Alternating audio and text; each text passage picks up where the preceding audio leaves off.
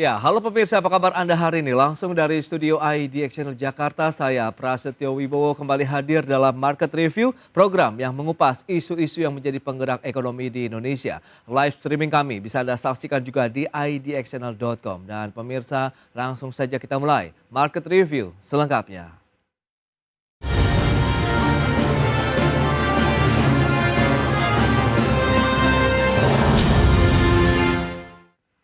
Badan Pusat Statistik mencatat jumlah produk beras nasional dari bulan Januari hingga Maret 2025 menunjukkan tren kenaikan. Bahkan BPS memprediksikan total produksi beras nasional hingga bulan April 2025 mencapai 8,97 juta ton.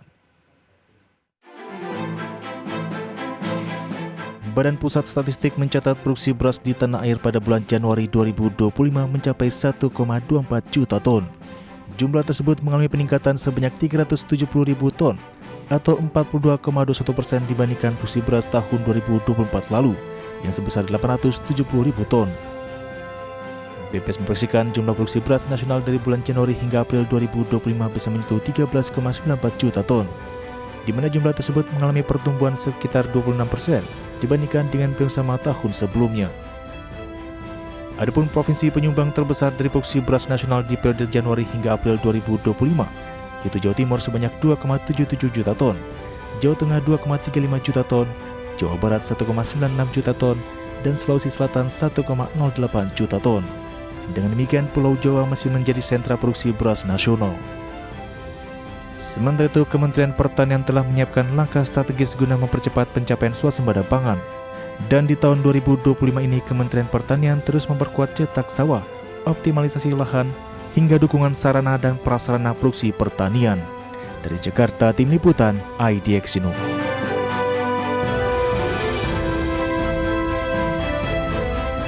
Ya, pemirsa, untuk membahas tema menarik kita hari ini, strategi Kementerian Pertanian menjaga produksi pangan nasional, sudah hadir bersama saya di studio IDX Channel Bapak Nandang Sudrajat, tenaga ahli Menteri Pertanian Republik Indonesia dan juga juru bicara Wakil Menteri Pertanian.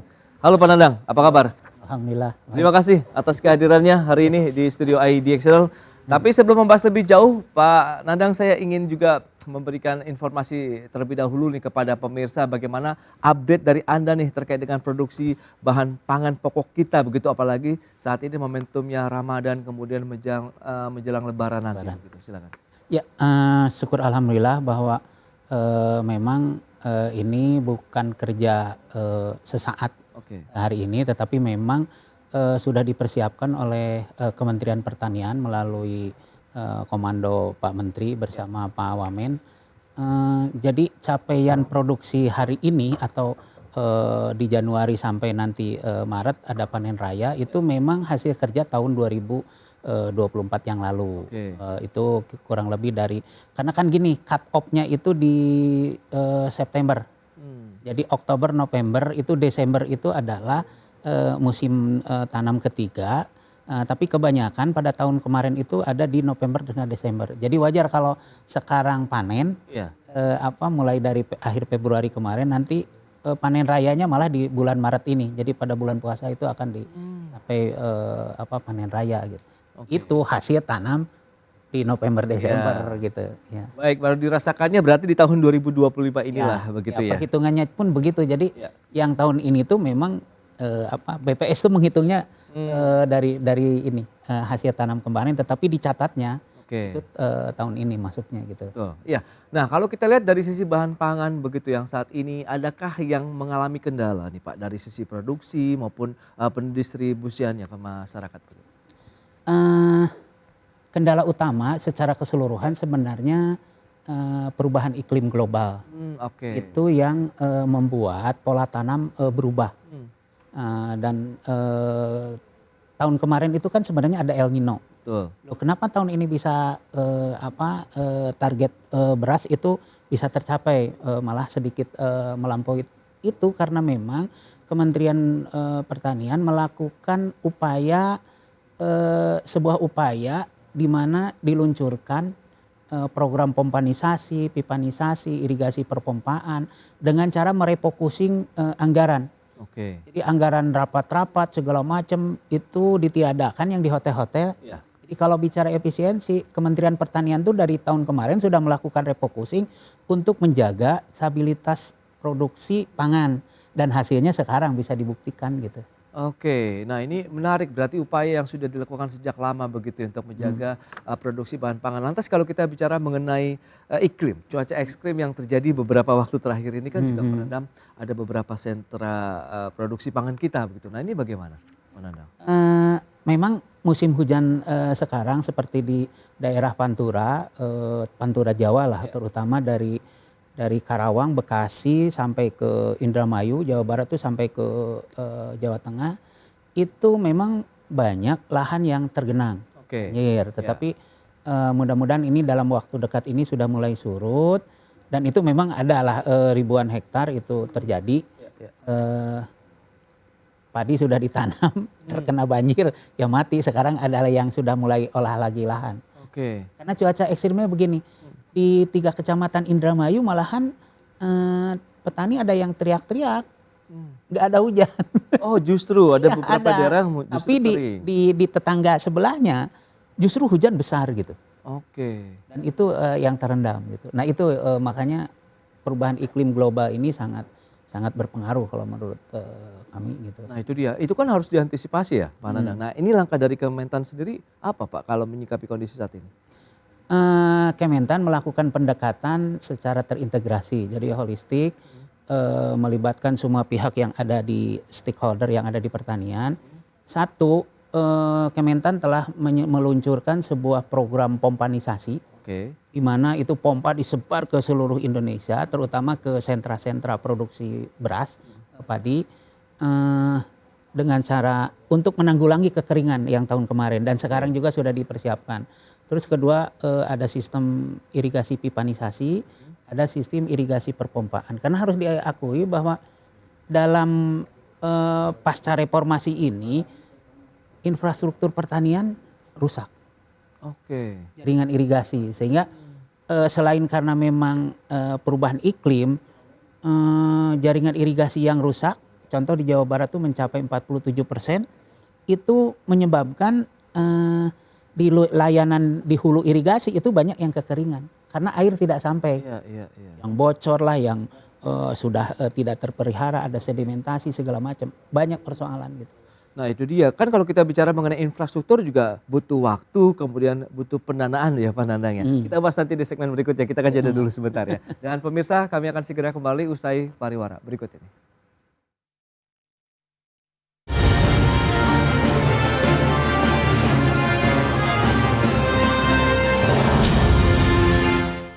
Ya, terima kasih Anda masih bergabung bersama kami dalam Market Review. Pemirsa, berikut ini kami sampaikan data untuk Anda terkait dengan produksi beras Indonesia. Ini periode Januari sampai dengan proyeksi April 2025 dari Badan Pusat Statistik seperti yang bisa Anda saksikan di layar televisi Anda.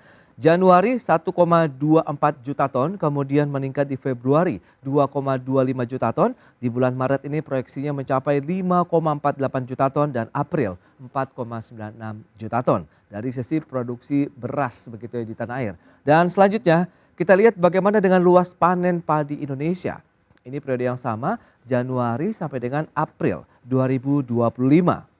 0,41 juta hektar di Januari, kemudian meningkat 0,76 juta hektar dan di bulan Maret ini 1,77 juta hektar. Sementara bulan April mendatang 1,59 juta hektar. Sehingga total luas panen padi Januari sampai dengan April 2025 mencapai 4,55 juta hektar. Sementara produksi beras Januari sampai dengan April 2025 ini proyeksinya bisa mencapai hampir 14 juta ton, tepatnya di 13,94 juta ton. Kita akan lanjutkan kembali perbincangan bersama dengan Bapak Nandang Sudrajat, tenaga ahli Menteri Pertanian Republik Indonesia, kemudian juru bicara Wakil Menteri Pertanian. Baik, nah Pak Nandang, kita berdasarkan data tadi yang sudah disampaikan, ini menarik, trennya naik terus produksi, kemudian luas panen padi juga terus bertambah begitu. Apakah ini memang sesuai dengan target, dengan beragam upaya yang sudah dilakukan, sebenarnya buah dari upaya-upaya yang sudah dilakukan tahun sebelumnya begitu ya Pak Nandang? Silakan Pak.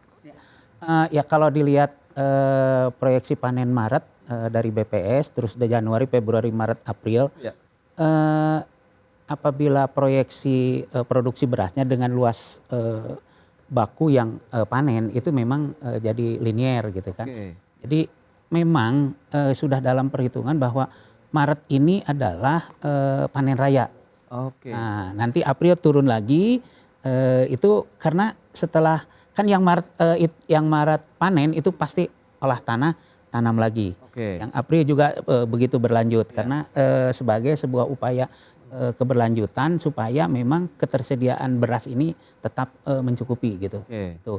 Nah, kembali lagi tadi upayanya harus ada upaya tidak bisa leha-leha lah. Gara-gara diperkirakan BMKG kan sudah memberikan gambaran setelah musim hujan yang besar ini nanti malah langsung kekeringan. Nah, itu yang harus kami antisipasi dan kami memang sudah siap dengan perangkat yang sudah ada sebelumnya gitu. Nah, tadi sempat tertunda kita bicara mengenai infrastruktur pertaniannya. Anda katakan ada beberapa mungkin jaringan irigasi yang mungkin perlu direvitalisasi ya. Nah, ini bagaimana prosesnya kalau kita melihat tadi Anda sampaikan data BMKG setelah musim hujan yang cukup tinggi ini kemudian langsung masuk musim kering. Ya, untuk antisipasi sebelum infrastruktur yang rusak itu diperbaiki, kami sudah punya cadangan pasukan pompa itu. Oke. Itu dipersiapkan. Ya, ya. Terus kedua, kalau mengenai perbaikan itu, pemerintah melalui APBN memang sudah menyediakan dana yang cukup besar, yaitu 10,9 triliunan. Ya. Itu memang kewenangannya ada di Menteri PU. Tapi itu memang sama-sama dikerjakan oleh Kementerian Pertanian.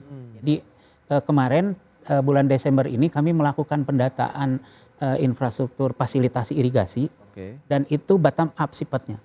Petani yang ikut mendata sama penyuluh baru diisi ke matrik itu diserahkan dan itu sudah tersusun rapi dalam sebuah dokumen hasil inventarisasi kemarin. Nah, itulah yang akan direvitalisasi. Ya.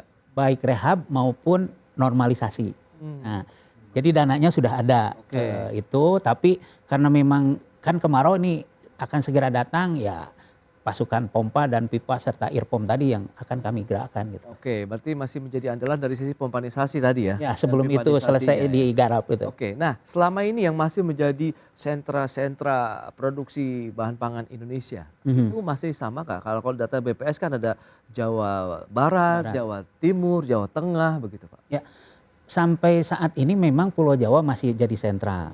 Tapi karena kan kita lagi melakukan cetak sawah. Oke. Nah, nanti itu setelah selesai program cetak sawah itu selesai, itu kayaknya akan berimbang antara Pulau Jawa dengan luar Jawa. Apalagi kan orang meragukan, oh di Tanah Rawa itu nggak akan jadi. Betul. Nah, ternyata di Papua itu sudah jalan dan itu sudah berhasil. Terus keduanya itu tadi kita melakukan upaya swasembada pangan ini secara terintegrasi holistik. Kalau dulu lahan digarap dibiarkan, sekarang lahan digarap diberikan kepada brigade pangan. Oke. Brigade pangan itu adalah diharapkan para generasi milenial ikut masuk ke pertanian. Karena mereka berjumlah 15 orang, satu brigade itu dikasih garapan 200 hektar. Oh, oke.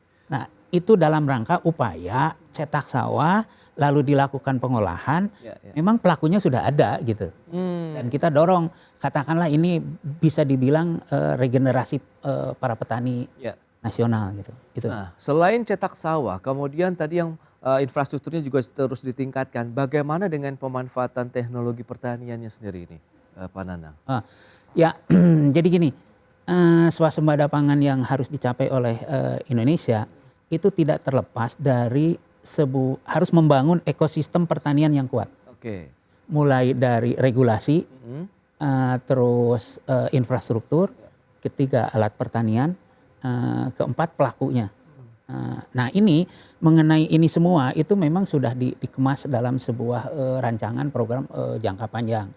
Contoh tadi alat pertanian ini kami Kementerian Pertanian sudah melakukan hibah ke kelompok-kelompok tani. Dan itu gratis. Mau pompa, mau traktor roda 2, atau traktor tangan, roda 4, combine, alat panen segala macam. Itu sudah kami distribusikan. Sebab kalau nggak begitu, biaya pertanian pasti mahal. Betul. Tapi kalau dengan mekanisasi, kita ingin mengejar biaya pertanian efisien, petani bisa untung. Gitu. Nah, kemampuan dari SDM kita, para petani kita pada saat pemanfaatan tadi, teknologi yang dihibahkan berarti kan mereka harus menguasai alat-alat pertaniannya tadi. Itu bagaimana Pak? Sudah bagus dilakukan training dan contohnya ada beberapa yang sudah dilakukan di Papua, itu putra-putra Papua itu penghasilannya malah sampai saya pikir orang pasti nggak percaya lah. Iya, oke. Karena sebagai operator tuh kan harus handal, harus piawai gitu. Bayaran per jamnya kan menggiurkan lah. Oke, iya. Itu bisa dapat 20 juta sebulan sampai 30 juta mereka tuh. Wow, oke. Nah, ini yang kami dorong sehingga milenial masuk ke dunia pertanian, khususnya untuk tahap pertama ini padi gitu kan. Iya. Ini Melalui brigade pangan tadi. betul, menarik kalau kita lihat dengan bonus demografi kita lah ya Pak ya. Kita tahu milenial, kemudian Gen Z, bagaimana ketertarikan mereka supaya bisa terlibat begitu ya dalam sisi produksi pangan nasional. Kita bahas nanti lebih jauh di segmen berikutnya. Kita akan jeda kembali sebentar Pak Nandang. Dan pemirsa, tetaplah bersama kami.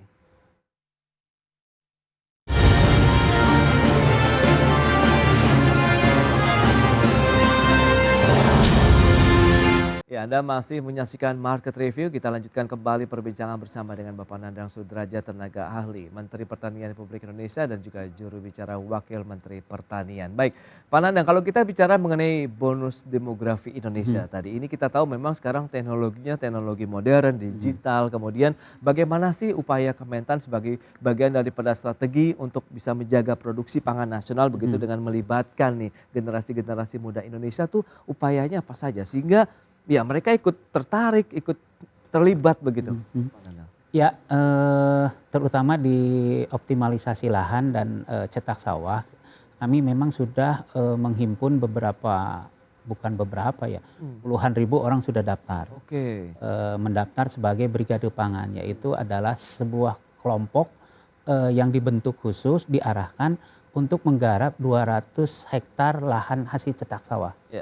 Nah, itu semua awalnya mereka disubsidi, baik alat, benih, pupuk segala macam. Nah, nanti hasilnya itu milik mereka dan bagi hasil dengan pemilik lahan. Itu 70-30 lah ininya. Dan ternyata setelah dihitung-hitung penghasilan mereka itu bisa sampai 15 sampai 20 juta per orang. Dalam jangka waktu 4 bulan. Jadi kalau 1 bulan misalnya 15 juta, kalau 4 bulan berarti kan udah bisa 60 juta. Nah itu yang kami dorong dan itu sudah terbentuk di beberapa daerah, di daerah-daerah cetak sawah. Itu sudah ada brigade pangan dan alsintannya yang tadi dimodernisasi mekanis itu sudah kami persiapkan. Jadi mereka begitu selesai mereka garap, mereka gunakan alat itu, benihnya dikasih, pupuknya dikasih. Wow, itu dia ya menjadi salah satu bukti kehadiran pemerintah lah ya. Kalau kita lihat begitu di generasi muda kita kalau kita bicara mengenai sektor pertanian begitu. Nah, menarik berikutnya, komoditas pangan kan menjadi salah satu penyumbang inflasi di Indonesia nih Pak Nandang. Nah, lantas supaya apa yang sudah dilakukan Kementan nih untuk melakukan pengendalian inflasi pangan dari sisi produksi tadi, kemudian pendistribusiannya begitu ke masyarakat. Ya itu tadi. Sekarang kebanyakan kan penyumbang inflasi itu bukan di beras terakhir-terakhir ini, memang masih di komoditas hortikultura, terutama cabai, yang lainnya adalah produk perkebunan seperti minyak goreng gitu kan. Nah itu saya pikir kalau untuk beras alhamdulillah sudah kita kendalikan. Nah untuk cabai memang cabai bawang merah itu biasanya bawang putih gitu. Kalau bawang putih kan kita masih impor.